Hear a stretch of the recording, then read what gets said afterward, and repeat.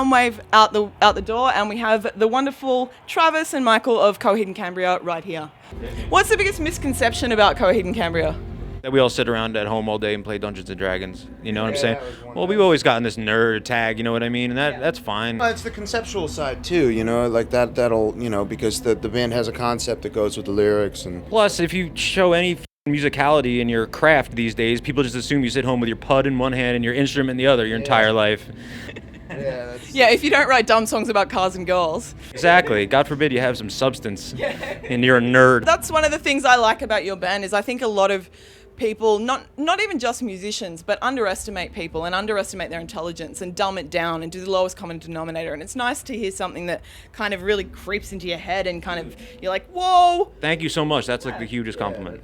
No, I was just going to say on the other side of it, like a lot of the lyrics, you know, come from, you know, real life experiences and stuff that they're just, you know, put into a conceptual angle, you know. I mean, I think that's, you know, I know that that's just the way Claudio is comfortable writing lyrics, is kind of masking it with a concept, you know, as opposed to like just wearing your heart on your sleeve and that's it. So yeah, I mean, that's a misconception with the band too, is like that, you know, it's just all a concept. So are you guys writing music this year, or are you kind of just... Yeah, we've been working on some new stuff. Musically, we're working on stuff, and you know we're gonna start writing soon. And I would imagine that we'll be working on a lot more once we start rehearsing for a tour that we're doing in the spring. A 10-year anniversary for the band. We're doing our first album in its entirety, like a full U.S. run of that, and you know maybe we'll go other places with it. We're gonna soup it up quite a bit as well. Like we're gonna do an acoustic set to open it up, and closing for ourselves. and then we do like a encore of all other songs. An evening with. It's an evening with. Will you wear like velvet suits and stuff? Nope. That question is entirely out of line. Would you like to step outside? You and me cup up now? Yeah, I'm sorry. You know what? You know what? That question's not okay. Will we see the Evening With tour? We'd love to come out I and hope do so. it here. I mean, if people demand it and they want it, you know.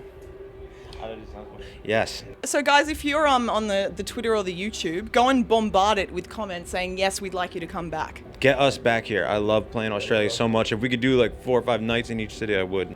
I have to say, I really enjoyed your last record. It reminds me of, say, like, for example, Lamb of God were an instrumental band for a long time before Randy came along, and it's always been...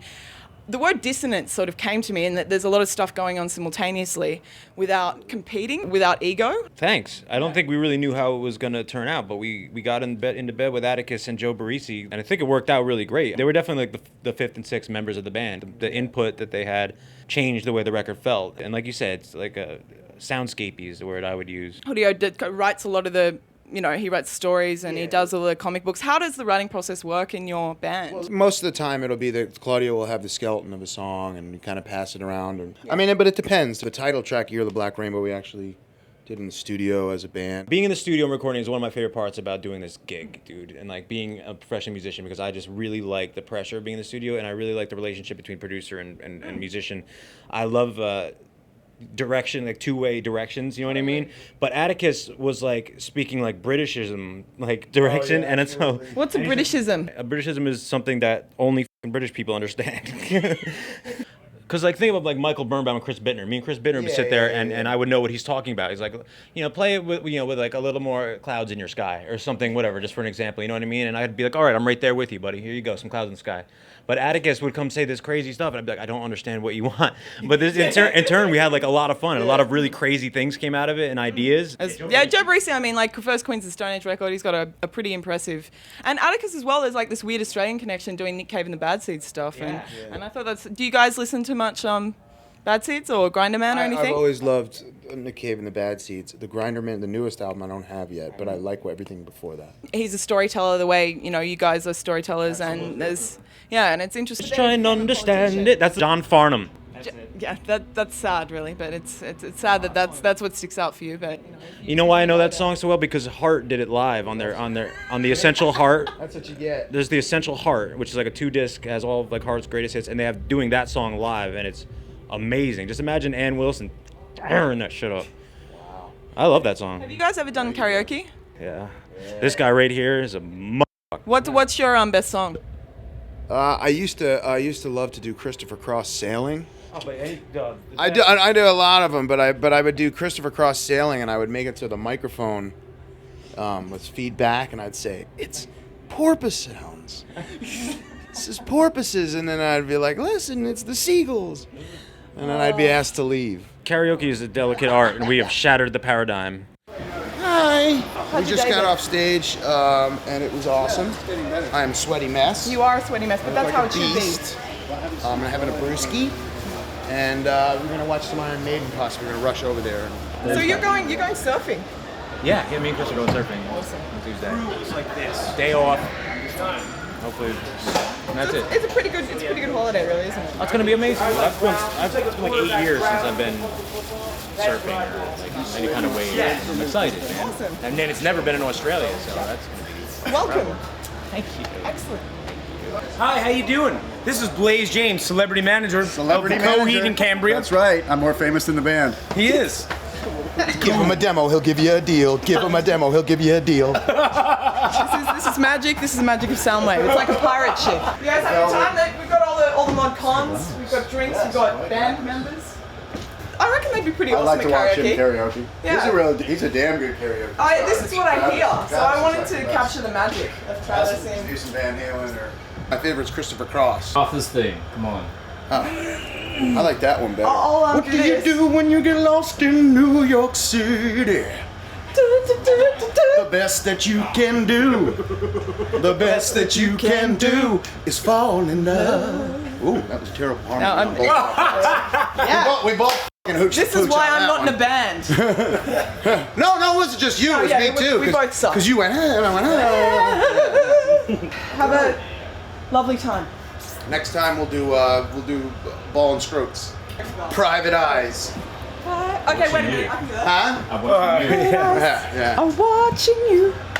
Private eye. Somebody just that was Mike from out there. Are you heckling? No, I was clapping along, man. Can you talk us through this I have a injury? tear in my ligament. Years and years of aggravated epicondylitis, tendonitis, and I got to get that taken care of. But he's tough. He got out on stage and they shredded. That's Guaranteed. what we do. I just got to put a little ice on it afterwards. That's all. It's not a big deal. Your fans are probably I imagine, quite devoted. Yeah. Yeah. Does it feel different doing say like a Coheed show and to a festival? Because obviously you're gonna have like a whole bunch of people who maybe never heard of you. They're just learning about you. We try and combine the set list with a good amount of songs that people that don't really know the band might get turned on to, the band. What's your big turn on Coheed and Cambria song?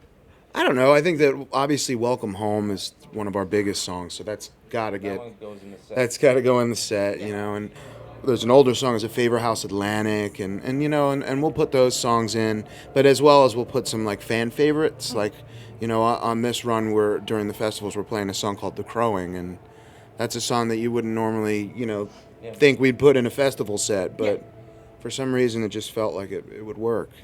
Now, Michael, you had a moment outside of the band and returned. Did you feel more inspired when you returned? Well, basically, I needed a complete overhaul and paradigm shift and everything, man. And I came back a different dude. I had to go home for a minute, man. Like I totally burnt out and was not doing well. It's a funny lifestyle. The lifestyle. It's a totally crazy lifestyle, and it's like really, if you're living it, a certain way, it's hard to get out of the drain. You know what I'm saying? Like.